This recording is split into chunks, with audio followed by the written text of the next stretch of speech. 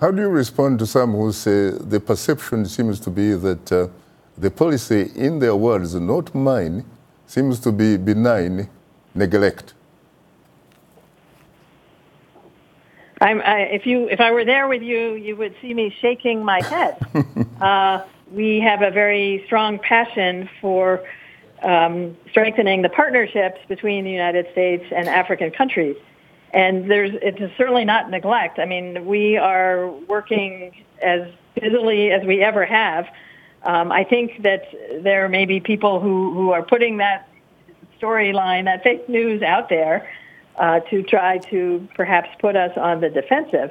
But there is a lot of activity, and we are committed to moving the relationships forward, both with individual countries and with the continent as a whole. Ambassador Sullivan, talk to us about the Trump administration's policy towards Africa, because there are a lot of critics and observers who actually say there is no such a thing as a Trump administration's U.S.-Africa policy in place as yet. Do you agree with them? I don't agree, and I'm so glad that you asked this question and gave me the opportunity to address it. I think if you look at a number of very public engagements that we've had even before this trip with Secretary Tillerson, if you look at President Trump's meeting with 8 African heads of state at the UN General Assembly in September, if you look at the Undersecretary for Political Affairs, Tom Shannon's remarks at the U.S. Institute of Peace in September, if you look at Secretary Tillerson's and the State Department's hosting of the high-level dialogue with the African Union in November, followed by the ministerial with a good number, several dozen heads of foreign ministers, also in November, and then the Secretary's speech. Right before getting on the plane on March 6th, he gave a speech at George Mason University.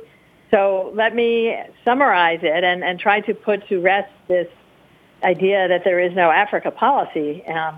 There are really 3 main focuses, and that includes increased trade and development.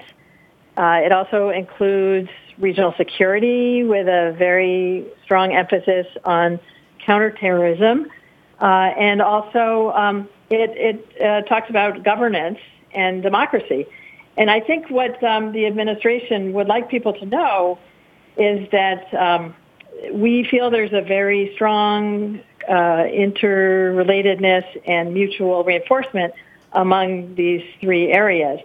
Because if you have a community that doesn't have good economic opportunities, for example, or there's not good governance that provides services to the citizens, it can leave those communities vulnerable to extremist ideologies.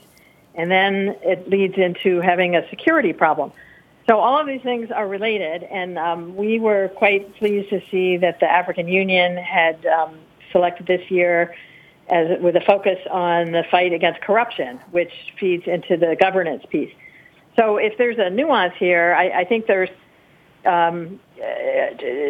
not a break with our previous focus, that we've had a strong bipartisan approach towards Africa policy over multiple decades.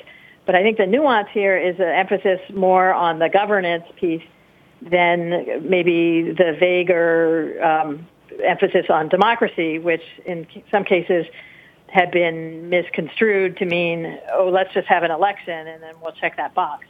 But that's not enough. You've really got to follow through and have the governance piece in place so that you help the communities thrive and inoculate them against some of these security threats.